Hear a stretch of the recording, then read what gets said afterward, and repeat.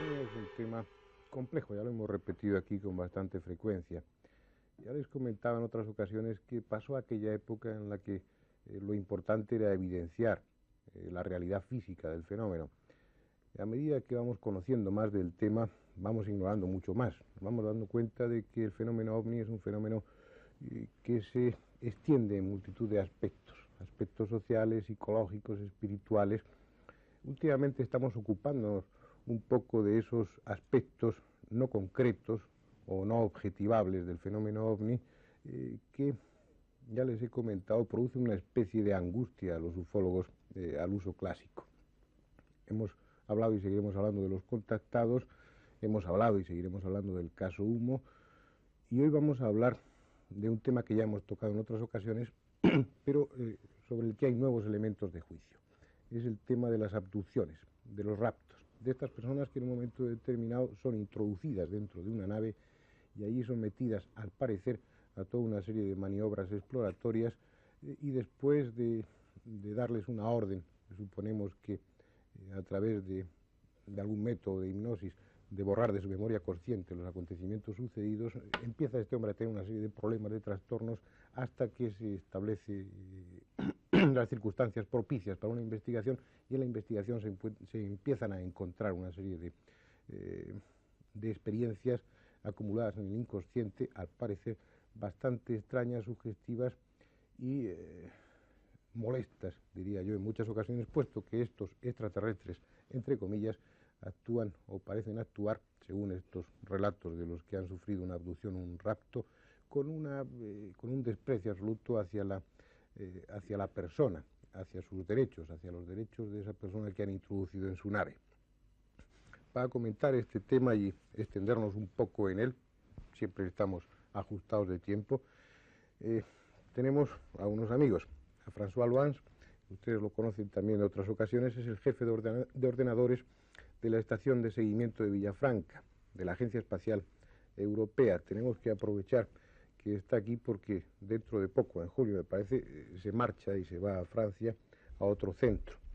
El doctor Durán López, que de alguna manera es una excepción, puesto que él no estaba vinculado con el tema OVNI hasta hace poco tiempo. Por lo tanto, su opinión es muy interesante como persona no contaminada, utilicemos ese término, por los OVNIs, pero que ha aportado su experiencia como psiquiatra y como hipnólogo. Él es presidente de la Asociación de Sofología Médica de Madrid y miembro de la Internacional. Es uno de los especialistas que mejor dominan, por decirlo así, si es que se puede dominar hasta algún punto la hipnosis. Su experiencia es importantísima. Y en este caso para nosotros mucho más, puesto que él ha participado muy directamente en la investigación de uno de estos casos de abducción. Y Enrique de Vicente, que ustedes le conocen sobradamente, es uno de los investigadores del tema OVNI más conocidos de este país, dirige la revista Contactos Extraterrestres y Supermente, lleva muchos años, todos los que estamos vinculados con el tema OVNI y los temas paranormales, somos amigos suyos, por muchas razones, unas personales y otras por interés, porque es un auténtico archivo viviente, como ustedes habrán comprobado más de una ocasión.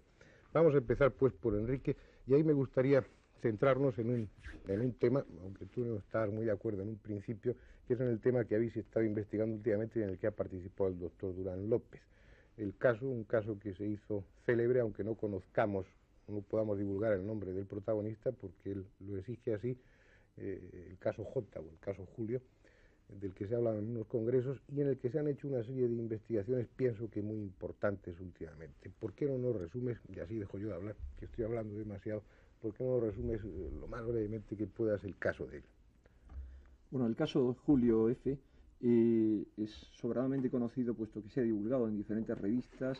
Se dio a conocer en el simposium que se hizo en Madrid durante el año pasado, y muy en resumen es el caso de un señor cazador que sale a cazar una buena madrugada con la intención de ir hacia una zona situada en la provincia de Ávila, y acaba encontrándose en otra zona que está situada en la provincia de Soria.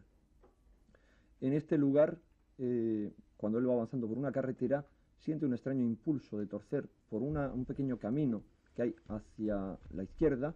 Es una zona que hemos explorado bastante a fondo, y ahí se le paraliza el motor de su coche.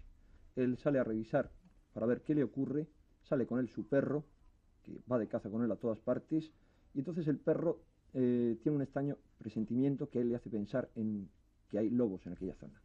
Pero no son lobos, sino que él ve avanzar hacia él, bajando de una ladera, dos siluetas de dos individuos de estatura un poco superior a la humana y cubiertos por unos buzos un tanto resplandecientes, dos individuos que se comunican con él mediante imágenes mentales y que, vamos a resumirlo porque es muy extenso, le invitan a acompañarles, indicándole que tienen especial interés en su perro. Él les acompaña y su asombro al llegar a la máxima altura de esta ladera es enorme al observar que abajo, en una hondonada que está oculta totalmente por esta ladera, hay una especie de platillo volante, vamos a decirlo así por la forma, de unos 50 metros de diámetro que está flotando a 3 metros de altura sobre el suelo. Y él es conducido hacia este platillo, baja un cilindro en el que se abre una puerta con un ascensor con el que es introducido al interior del ovni, y ahí en el interior del ovni transcurren, según luego hemos podido averiguar, aproximadamente unas 3 o 3 horas y media de tiempo, de lo que él en principio recordaba muy poco, recordaba cosas muy peregrinas, según lo que luego hemos ido averiguando, como que estos señores, siempre mentalmente, le hicieron una serie de preguntas muy pueriles acerca de la organización de la Tierra, acerca de qué significaba su escopeta, por qué cazaba, qué eran los cigarros, etc. Lo más importante es que a él le tratan con absoluta amabilidad, le piden permiso para extraer sangre a su perro, tanto al perro como a él les pasan por unas pantallas. Él queda un tanto asombrado, tanto al ver una serie de instrumentos muy complejos, unas sillas muy extrañas en el interior de este ovni, pero sobre todo al ver que ante una suerte de silbido, estos hombres, hay 3 que lo observen en el interior de este ovni, acuden de inmediato ante los paneles de control que ellos tienen allí, y lo que observa es que en la pantalla aparece un señor similar a ellos, de mayor edad, que habla con ellos no mentalmente, sino mediante una suerte de gritos o de palabras muy extrañas que luego, bajo hipnosis, le hemos hecho reproducir sobradamente. Bien, en un momento determinado, Julio se pone en contacto con un investigador del fenómeno OVNI, después de dar una conferencia con Jordán Peña concretamente, creo que fue así, ¿no? Él, o su hermano es el que le cuenta el caso y comienza entonces la investigación. Yo asistí a esa primera sesión de hipnosis, puesto que se hizo en mi propia consulta. Luego ya no seguí mi vinculación con el tema, o muy indirectamente a través de lo que me contáis vosotros. Pero ha habido un momento en el que, porque bueno, la forma que se sigue habitualmente en estos casos es el de la hipnosis. A través de la hipnosis profunda se hace una regresión y se intenta que él reviva todos los acontecimientos, ¿no? Se trataba de ver qué es lo que había pasado en el tiempo que había estado Julio dentro de la nave, algo que él no recordaba totalmente. Le faltaba tiempo, pues como les ha faltado a otros que han sufrido de esto.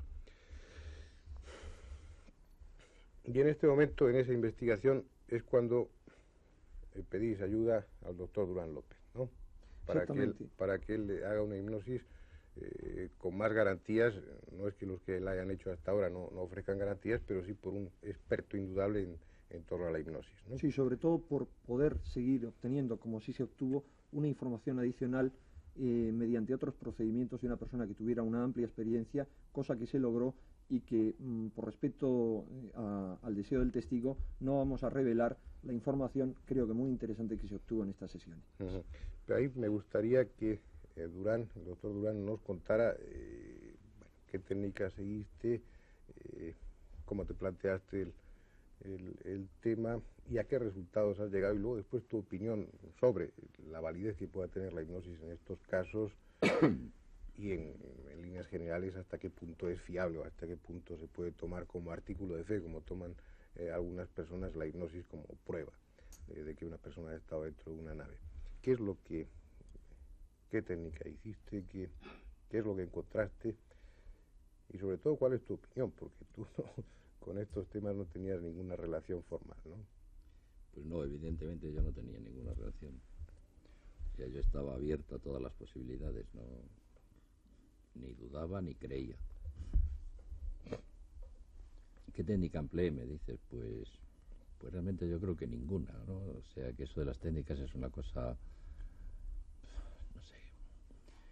las técnicas, pues yo pensé que este individuo pues realmente había estado en un estado hipnótico, creí que había estado en un estado hipnótico, entonces pues simplemente le hice una pequeña técnica de relajación y entró en una hipnosis muy profunda, en un estado sonambúlico, ¿no?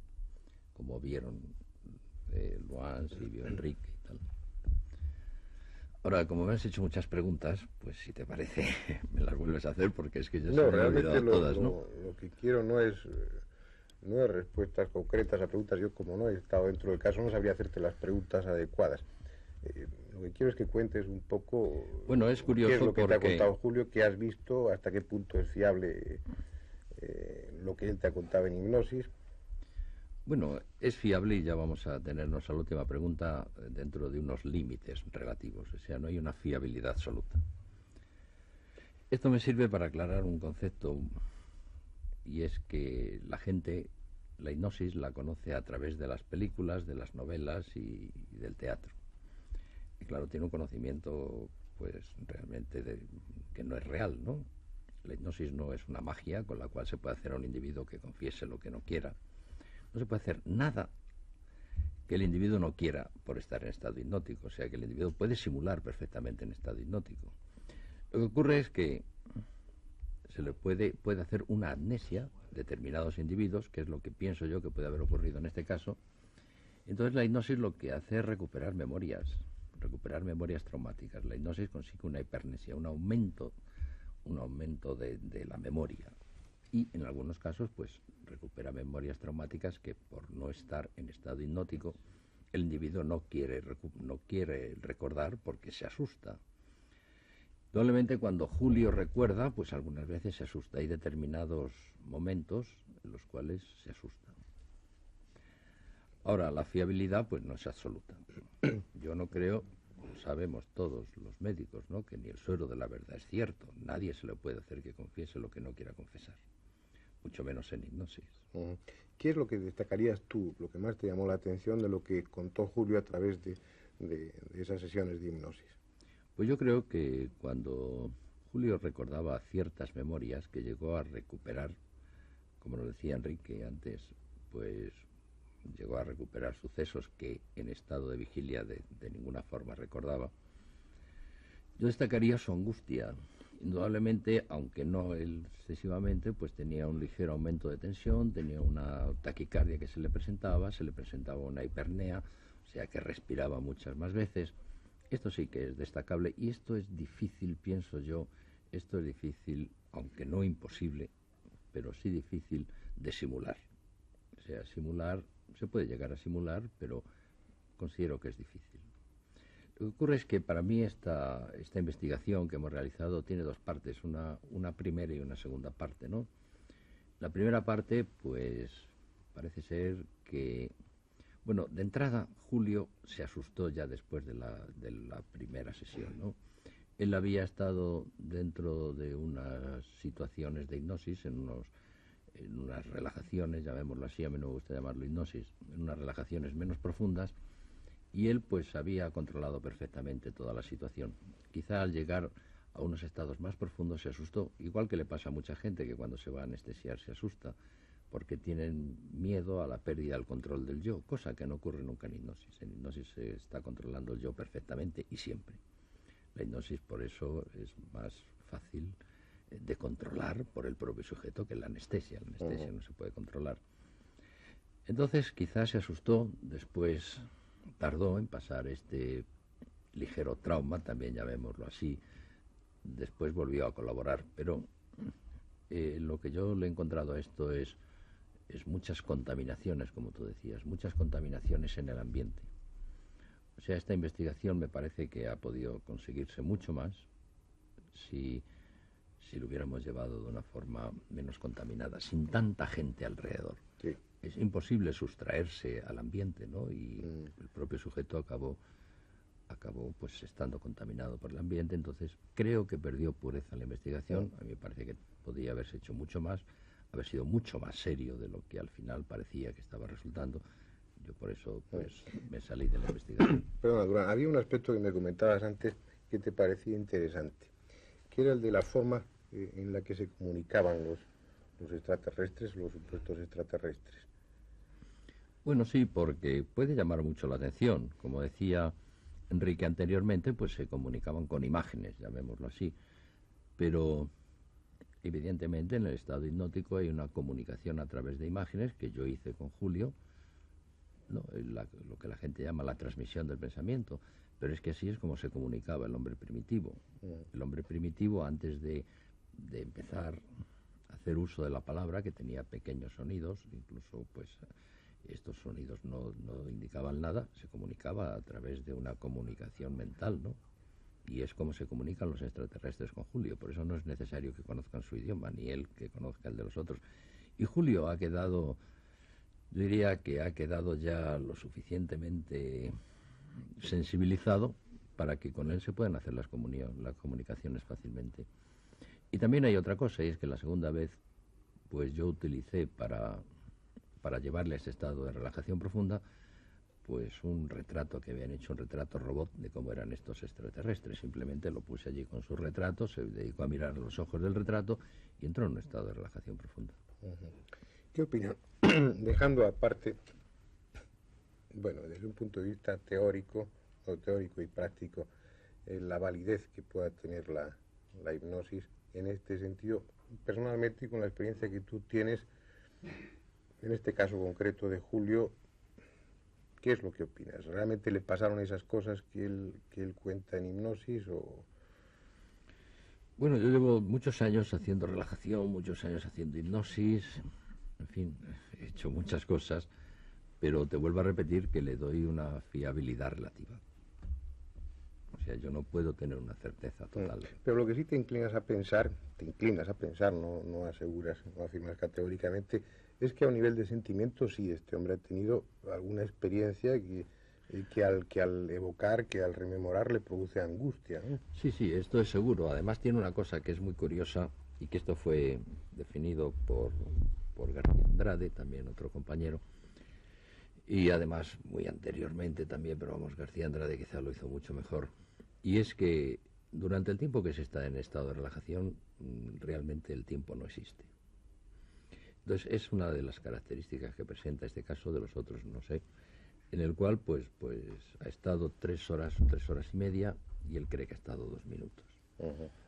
Yo tengo una experiencia curiosa y es que choques de apomorfina, que tú conocerás, a los cuales yo les relajo con un signo señal, les pongo la apomorfina y el tiempo que han estado en relajación no cuenta para la presentación del choque. O sea que este no contar el tiempo es incluso un nivel biológico puro.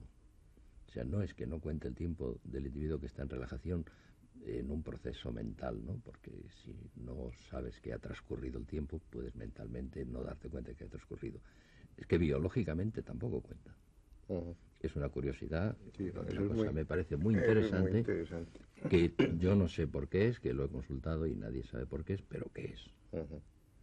Es interesante el aspecto. Hemos partido del tema de Julio porque de alguna manera es el que nos ha unido aquí, sobre todo con Durán, porque es en el que ha participado activamente. Pero son muchos y son muy frecuentes estos casos. Y hay un aspecto que es curioso que comentaba antes con François Albans, y que está presente en el ánimo de todos, y es que se pueden inducir a través de la relajación, a través de la hipnosis, se pueden inducir experiencias de este tipo sin que hayan sucedido realmente. Los americanos estaban haciendo experiencias en este sentido, me comentabas, ¿no? Sí. ¿Qué no lo amplías un poco?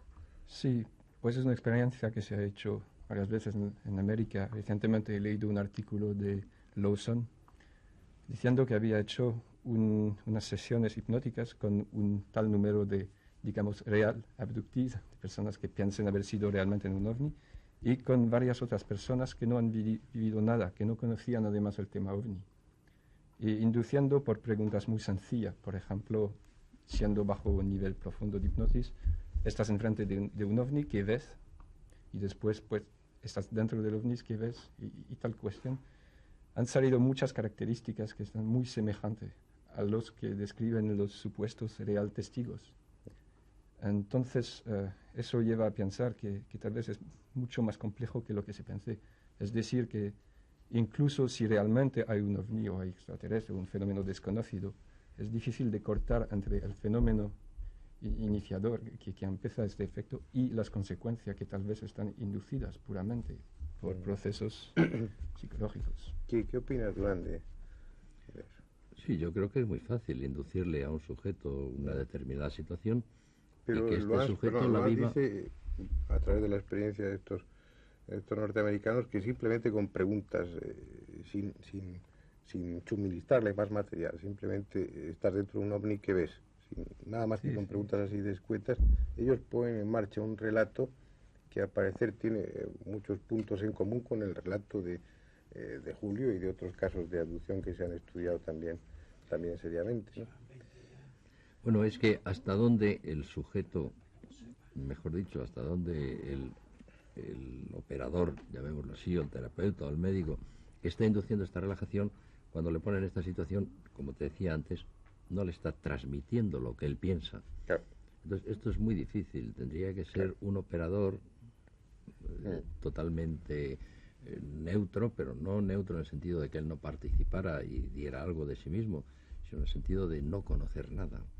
Entonces, es dificilísimo pensar que este individuo no iba a decir algo, ¿no? Dime, Enrique. Perdonadme que disienta un poco. No, sí, Estoy de acuerdo con que los experimentos de Lobson tienden al menos a relacionar este tipo de experiencias de, digamos, secuestrados imaginarios con la de algunos secuestrados reales. Sin embargo, las características descubiertas por Lobson, a mi modo de ver, no se ajustan demasiado al caso Julio y a otros casos. Y además hay algo interesante, y es que la misma descripción, lo que ha llamado él el proceso del encuentro, 12 etapas, 12 puntos que coinciden en estos casos, coinciden también con la gente que dice haber tenido experiencias extracorporales, que dicen salir de su cuerpo, o con experiencias al borde de la muerte, esto que se llama ahora vida después de la vida, y experiencias místicas o psicodélicas. Entonces, lo más importante me parece a mí, aquí, es que hay una serie de casos, el de Julio quizá no es de los que tenga más de esto, en los que se encuentran evidencias físicas concretas. Por ejemplo, el ovni que esos señores vieron fue captado por el radar, caso del matrimonio Hill. Por ejemplo, hubo una bala que dispararon contra el objeto y esa bala se ha encontrado rebotada en unas circunstancias extrañas. Y así cantidad de otras cosas, como que, por ejemplo, el ovni ha sido visto incluso aterrizado por muchos testigos, o Luans nos puede contar el caso de un americano que conocimos. Sí, pues muy brevemente, porque es un oficial de policía que se llama Shermer, que ha vivido una tal experiencia, pero no solo ha sido una experiencia tan rara como la de Julio, pero es que el día siguiente se han encontrado huellas en el suelo y luego se ha encontrado un testigo de más que había visto el Schreiber entrando en el ovni, y eso bajo ningún concepto se puede inducir. Sí, bueno, los trabajos de Lawson y todo lo que se investigaba a este nivel no quiere decir que los casos de abducciones sean falsos.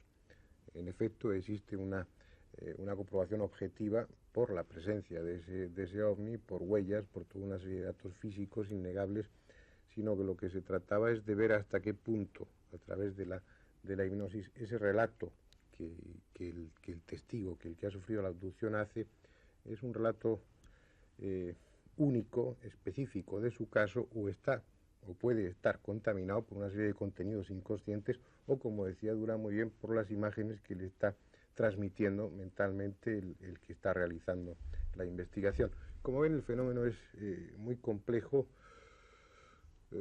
No hay forma de tener una seguridad absoluta, aunque sí haya elementos que sean absolutamente indiscutibles. Pero, como se está escribiendo y se está hablando mucho de abducciones, creo que interesa ir puntualizando y dejando cosas bastante claras.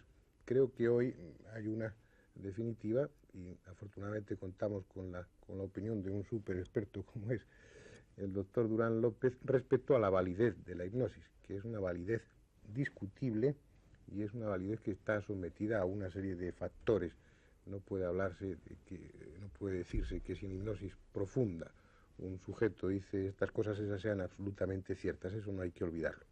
Probablemente volvamos al tema de la abducción, porque es, pienso yo, que muy interesante, junto con el de los contactados, que hay una serie de implicaciones que comentábamos antes. Algunos de estos casos de abducciones parece claro que en un momento determinado, sobre todo en su infancia, tuvieron un contacto con el tema ovni, algo que ellos no recordaban conscientemente, y probablemente volvamos al tema. Hoy, como siempre, por imperativos de tiempo, vamos a dejarlo aquí. Nada más.